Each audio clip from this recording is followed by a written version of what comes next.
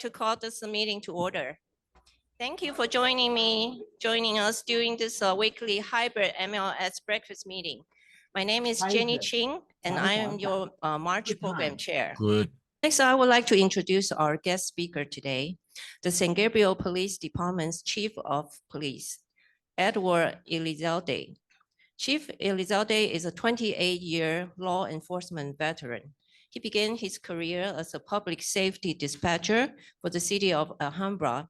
He then became a police officer, then the assistant police chief, overseeing patrol teams, personnel training, investigations, dispatch, and the police department's budget and the capital improvement projects.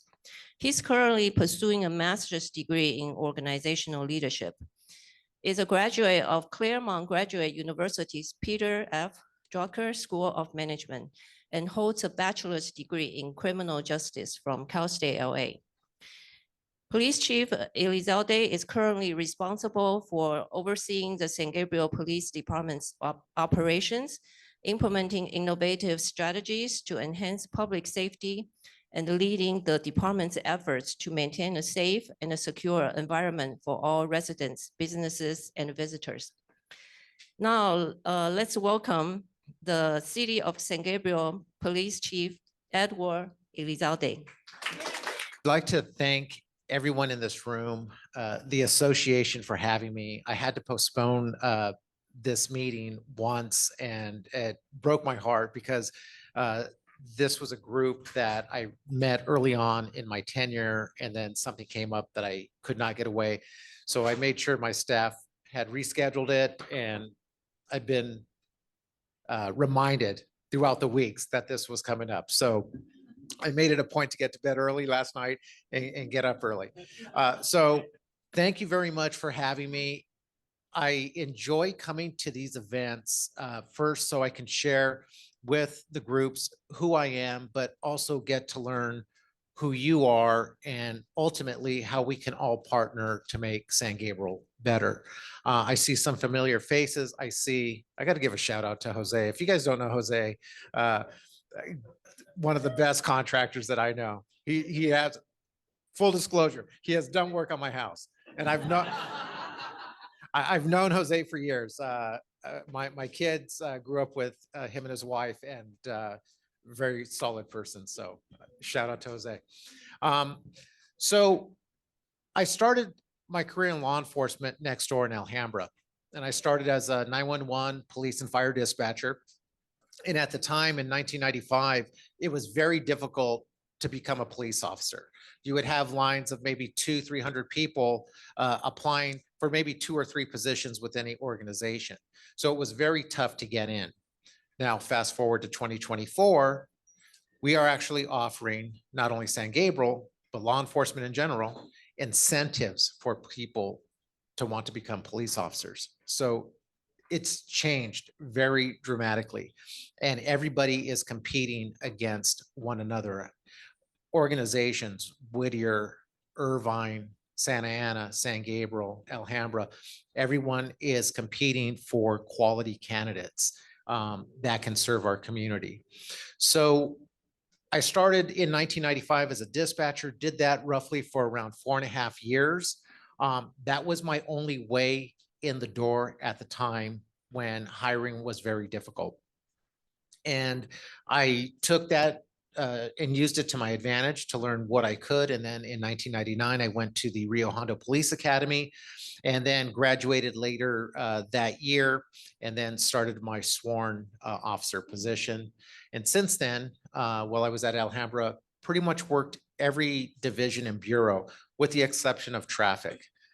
So I'm not a big traffic guy. So with that, when I left last summer. I was the assistant chief. I had first started, most agencies either have assistant chiefs and or captains, and the department's normally divided into 2 separate sections. One, field services, which covers everything patrol that the community would normally see on a day-to-day basis.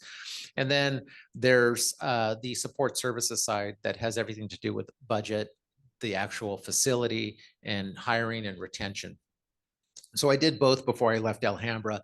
And then this opportunity came about. I got a phone call saying, hey, San Gabriel's in need of a chief. Would you consider possibly applying?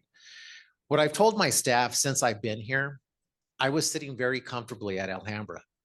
After 28 and a half years, I was pretty much dialed in.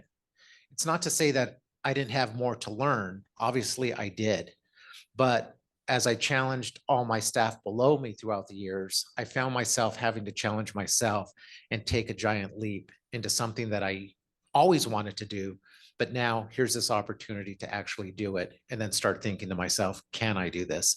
So I had a lot of support from my coworkers to my former chiefs that I worked with to family members and friends. And so I made the leap. On September 5th was my first day here as chief of police. And since that time, everybody that I've run into, every meeting that I've gone to has been very welcoming. And that's something that really makes me happy in the sense that what I'm ultimately trying to do is build relationships in the community with different entities and all segments of the community that law enforcement would not typically or historically have. So that's why I'm here today. So what I'll share with you this morning briefly is that when I came on, and I spoke about this last night at a community meeting, I always get asked, oh, was it real easy for you to just come over from Alhambra to San Gabriel, literally next door, right? And I thought for a while, yeah, I think it's going to be okay. I think it's going to be easy. And then I came over, and as close as we are working hand in hand night and day, it was a completely different feel. It was a completely different vibe. Doesn't mean that it was any worse or any better. It was just different. And so I was experiencing that and have been experiencing that since September 5th. So with that, early on, what I wanted to do was take some time to learn the organization, learn about the community, learn about what resources we have, what resources we don't have, what resources I want to bring to the community. And so I started meeting with my command staff. My command staff, so you know, my command staff consists of myself, the two captains, all the lieutenants, and all the sergeants. And what I started doing as soon as I came on was having monthly meetings with my command staff to make sure that we're always on top of any trend that's either going on in the community and or discussing better ways that we can serve the community. And more importantly, and equally, our employees. I want to make sure that our employees are taken care of and that their wellness mentally and physically is at the forefront of their supervisors. So what I'll share with you this morning are just, I think, 3 or 4 slides from a larger PowerPoint presentation that I had with my command staff. And what you see right now are 4 of our cornerstones, the foundation of what I want to start building the San Gabriel Police Department on and what we've been working on since September. So in the first lower left corner, we have accountability.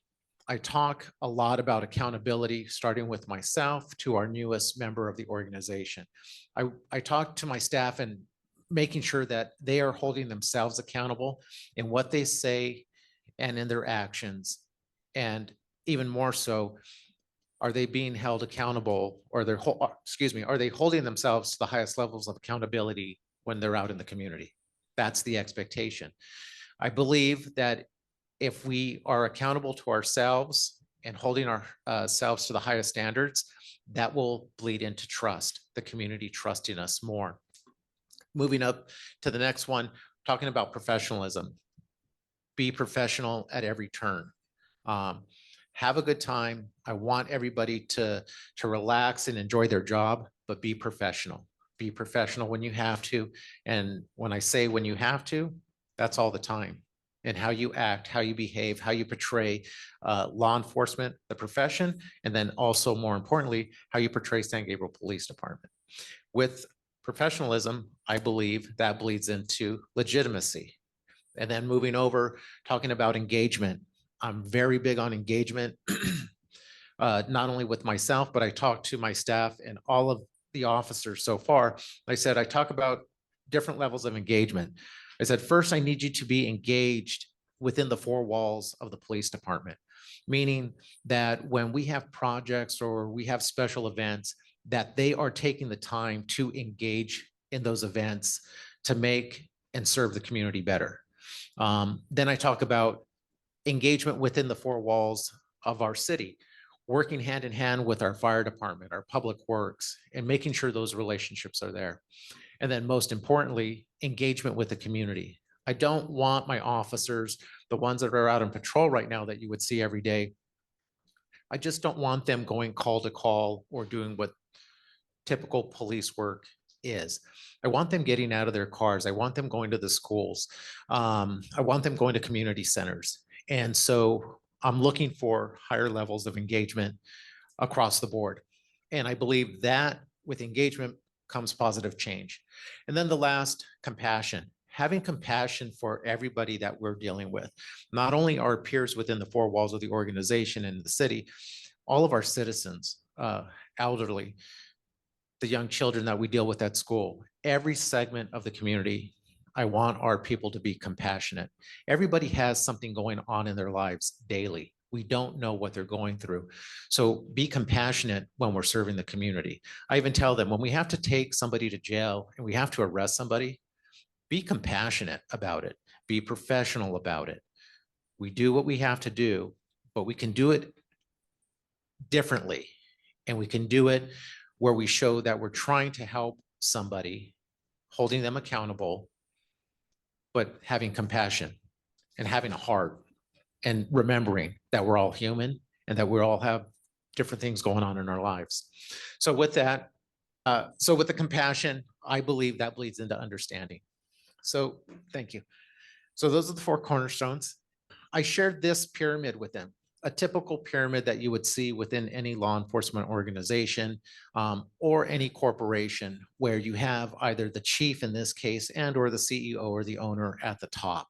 I put up there that that's yesterday's mindset. So if you look at it and if you think about it, and if you go even a handful of years back or decades, it was always like that. The boss was at the top. Everybody worked for the boss. I found issues with that through my experience growing up in law enforcement. And so what I did when I came, I wanted to change things around. Can you go to the next slide, please? So this is what I did, and this is what I explained to my staff during the first staff meeting, and I continue to repeat this. I inverted the triangle. I am now at the bottom, and I told myself in front of all of my staff, the captains, lieutenants, sergeants, as you work your way up the pyramid from the bottom, I said, I am responsible for everybody who is on top of me. I am responsible for their safety. I am responsible for their well-being, their mental health, physically. I'm responsible for them. Everybody above them, they are responsible for. Ultimately leading to the very top, we are all responsible for the community. And this is the message that I continue to share with my staff day in and day out. The community is at the top. We all serve the community. The community, they are our bosses. They are the CEOs. So we have to do what we need to do to make sure that we're serving our community. One thing that I brought over and have tweaked was that my predecessor had a program once a month called 411 with the Chief. It was one evening a month at City Hall. So I was asked, are you going to continue this? I said, absolutely, but I'm going to tweak it. And where I found I needed to tweak it was that I made it a road show and I changed the title. So I changed the title. It's now called Talk of the Town. And rather than the community always having to go to City Hall on the same night of every month to go engage with the police department, we are now going out to different areas. So we did the school district. We did the Sheraton last weekend or 2 weekends ago. I believe next week is the Elks Lodge in the morning. So what I'm doing are picking different days, different times, evenings. I told my staff, we're changing our schedule. We need to go out to the community. They don't need to be coming to us. We're going to go visit them. And I want to hit, and the goal is to hit every segment of San Gabriel, whether you're up in the north by the golf course or you're south by the freeway. I don't care. We'll find a place. We're going to make it inviting. Each of the meetings runs with no agenda. They last about an hour. We introduce who's there. It's normally myself, somebody from our Community Engagement Bureau, somebody from normally our traffic division. And then we are there to answer any type of questions and concerns that you may have. And then we bring that back to our staff to figure out how do we implement these suggestions that have come directly from the community. And so it's been going well. So we will make sure if you follow us on Instagram or our social media, the next one is out the Outs Lodge. I'm going to put them on blast right now. Now, do you know the date of our next one at the Outs Lodge? March 21st. So please tell a friend. Everybody is welcome. Like I said, there's no agenda. I'm not there to sell anything. I am there to allow and present an opportunity to the community and engage with the community completely different than historically police departments would. And I talked about this last night at a community event. Decades ago, police departments, and maybe even some today to some degree, they're in a silo and really never took in, and I'm talking generally and historically, never took into account the community that they served. They were thus the police, they did what they needed to do, and that was it. Those days are long gone, long gone. And I try to emphasize this with my staff in the sense that we are working for the community. They are entrusting us with their safety. They are entrusting us to always do the right thing. So with that, we need to change our mindset. And so that's a theme, a running theme that I have with my staff is that community first. What are we doing to serve the community? If I'm making a change within the organization, in my mind, how is this going to affect the community? Some things truly may not, but there are other things that I might want to change that will have an impact on the community. So the community is always in my mind, in my thoughts, when we're talking about changing policy or practices. So moving forward, that's what we're looking at. Community always at the top, and everybody under the community is responsible for holding each and every person of San Gabriel up and making sure that they don't fail and that they have the services they need to live a happy life. Now, last slide. I think it's last slide. A little hard to see, but I went over some expectations with my staff. And first and foremost, I said, they are not in any order. I said, they're not numbered. They all hold their own weight. And as we go down the list, you start looking at, I wanted to make sure that my employees, not only the officers, the dispatchers, the record clerks, the volunteers, they are all mentally and physically okay. It starts with your employees, my employees being okay. We all have lives outside of our jobs and our careers. And sometimes that's a little more drama than others. But have compassion, have understanding. And so what I told my employees, if you're having a difficulty, a personal difficulty, I would rather you stay home and deal with that, whether it's a family member or some situation, rather than come to work and kind of be mentally divided and you're out here trying to protect the community, but part of you is back at home trying to figure out how you're going to care for an elderly parent, or there's a financial situation or anything else that we all deal with. So I want to make sure that they are taking care of themselves first. And then going down and understanding their role within the organization. This really, I stress with the captains, the lieutenants, and the sergeants, understand your role within the organization. Because we are such a smaller police department and we're very close to one another, that sometimes, and maybe you've experienced it in your businesses, that can sometimes be problematic when it comes to policies and discipline and having to speak to individuals. So I wanted them to understand their role within the organization.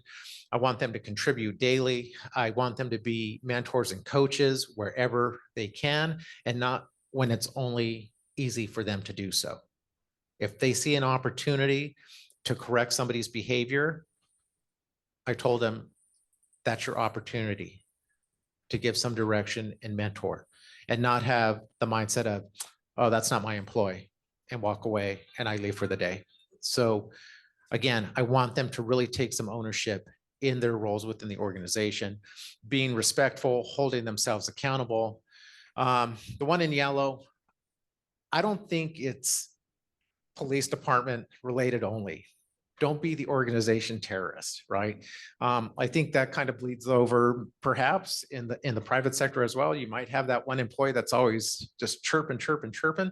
I don't mind the chirping, but make sure your chirps are followed by a solution. And that's what I told my staff. I am here to hear your concerns, but at the same time, follow it up with a solution. And then when you have the solution and you want to change, then I'm going to look to you and say, this is your project. Let's figure this out. We'll give you whatever resources you need. I tell my staff, don't come to me with change and a solution and expect me to do the work. If this is your idea and you want to run with it, I will give you the green light, but it's going to require some time and effort. And I think that builds our employees to understand really what it takes to drive change within an organization for a community. They just don't see it as, oh, well, the chief's not doing anything with it. No, I want you to roll up your sleeves, get a little dirty, figure this out, and then have a true understanding, and then maybe a new appreciation. So when we talk about change within the organization, we can move forward a little quicker. I also tell them this about change. I said, everybody loves change. When I was coming on and before I physically got here in September, I met with the different associations and different employees here and there, and everybody wanted change. That was the theme. We want to change. We want to change. I said, change is fine. But remember, one day I may come to you and say, you're the person that needs to change. So I just want to be real with my employees, because we sometimes see that, and perhaps you see it with your employees and your associations, that everybody wants this change, but then maybe you're the person that needs to change.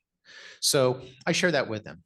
And so with that, those are some expectations that I went over. Again, my ultimate goal, as I told the city council when I was first hired, I told the city manager, and I told my staff, I don't plan to be here as long as Chief Lawton was. That's 2 chiefs ago, and he was chief for approximately 28 years. I want to enjoy some time, but I'm not going anywhere soon. But my ultimate goal that I told the council and to the city manager is I want to develop the team and the resources and the talent that I have in-house currently, so that San Gabriel never has to go outside for another chief.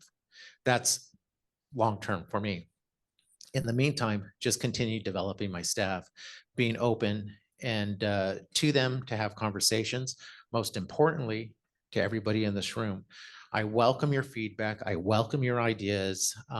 We try to do our best to publicize where we're going to be as an organization or where I'm going to be. Again, I want to learn firsthand, especially if you have business and or live in the city, what are your issues? And there's no issue that's too small for me to hear. And that's the purpose of Talk of the Town. When there's normally a small group, I want the group to grow. I would love to have this many people on a Saturday morning.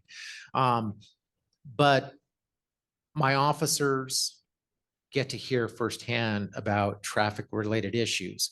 And sometimes what I learned, and I started bringing them along, I bring along fire, if I didn't mention it, and I try to bring along public works and also code enforcement, because as I was holding these meetings, I found the people here, their concerns really aren't police matters per se. They're a little upset because the trees on their street haven't been trimmed in 3 years, or that there's a pothole, or that there's a stop sign that's been laying on the ground.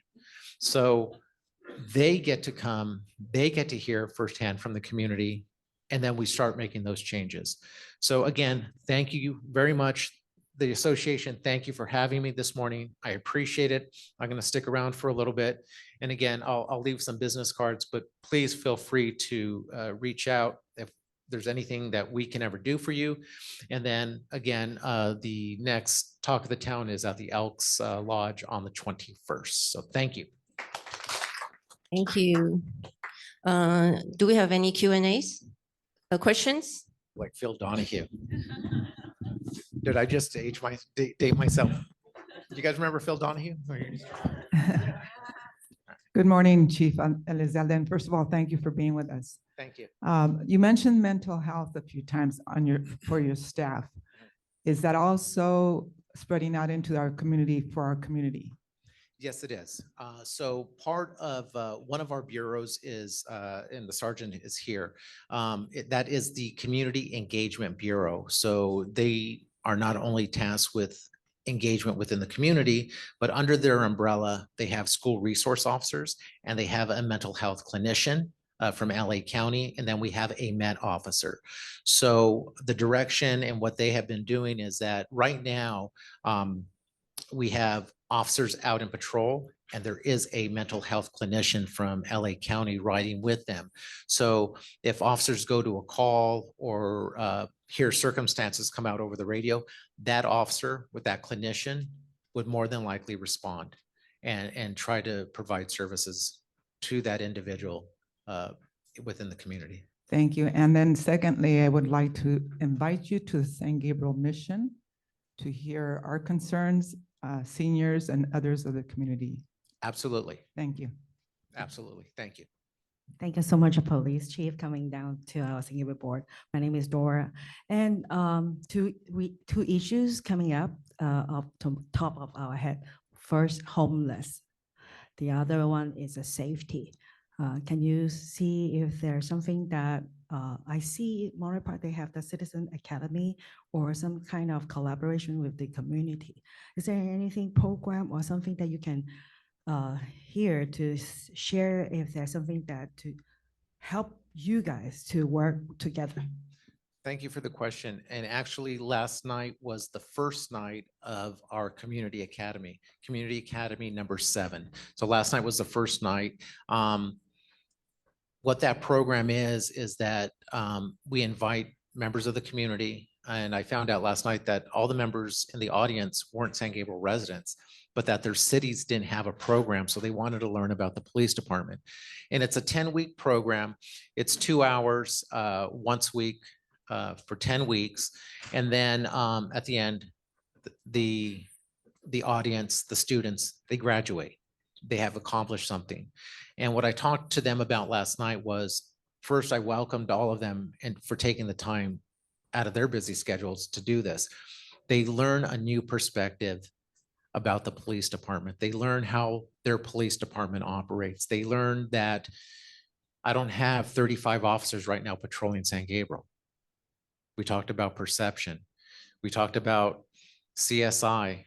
Just because CSI solves a crime with DNA within 28 minutes and a few commercial breaks, that's not the real world. So I try to be as transparent with the realities of law enforcement today. It's very challenging. Resources are scarce. Thus, when I talked about earlier, the incentives just to bring officers on, and some of these incentives, quite frankly, it's hard for San Gabriel to compete with. We're talking thousands and thousands of dollars. On average, most police departments have a signing bonus for new officers, somewhere around $20,000 to $30,000 just to come on. I've seen it as high as 65. So when you're talking about that and you're talking about scared resources, unlike when I was applying and there was only a few positions and 300 people down the street trying to test, right now everyone's trying to look for that talent. So if you know anybody that would like to be a police officer, it's one of the best jobs. It is one of the best jobs, and law enforcement continues to evolve, and I want to be part of that evolution. So thank you. Thank you, Chief Elizalde. So Elks Lodge, March 21st, 6 to 7. I plan to be there, Thank you. and hopefully everybody will be there and also get to know Chief Elizalde even better. So I guess I opened myself up to be a delivery of messages because someone in this room just texted me to come up here and ask him a question since I'm near the mic. And the question is, how does the San Gabriel Police Department handle the homeless in the city? So we just recently did, I want to say maybe a month or two ago, Nat, we did a homeless count which was a requirement from not only the county, but the state, and all agencies do it. So when it comes to homeless individuals in our community, my direction and my expectation for my staff is just don't slap a Band-Aid on the problem and shoo this person away. I want my staff to be engaged with these individuals. We don't know the circumstances as to why somebody is sleeping on a sidewalk. And I want them to take the time, have the compassion to figure out what long-term solution can we find for this individual. And whether that's mental health, whether that's housing. We just went to an event last month, 211 up on Las Tunas. They have so many resources. I told the director, I said, I've been in law enforcement 28 years. I didn't know all these resources were in one place. And their main office or their San Gabriel office is in San Gabriel. The San Gabriel Valley office is in San Gabriel. There's so many opportunities that we can provide these people out on the street. Understand this as well. As much as I want to help individuals with long-term solutions and getting them off the street and finding housing, and if they're in need of medical care or mental health care, unfortunately, there's some individuals that turn us down and say, no, thank you. That's being polite, but they say, no, thank you. But I tell my staff, don't give up on that person. Keep going back, because in my experience, it's maybe the third, maybe the seventh time that law enforcement engages with that person that they start to trust. And I think that's a big part of it, that we're trying to truly help them. So for those individuals, we have to track, because we have to report that data. When we run across those individuals out on the street, again, my expectation to my staff is that we're not just putting a Band-Aid, we're looking for a long-term solution. So.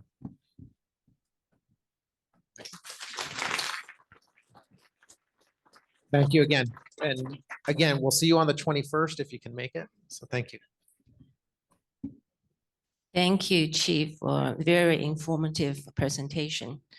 On behalf of the West San Gabriel Valley Realtors, I would like to thank you again and also accept a small token of our appreciation.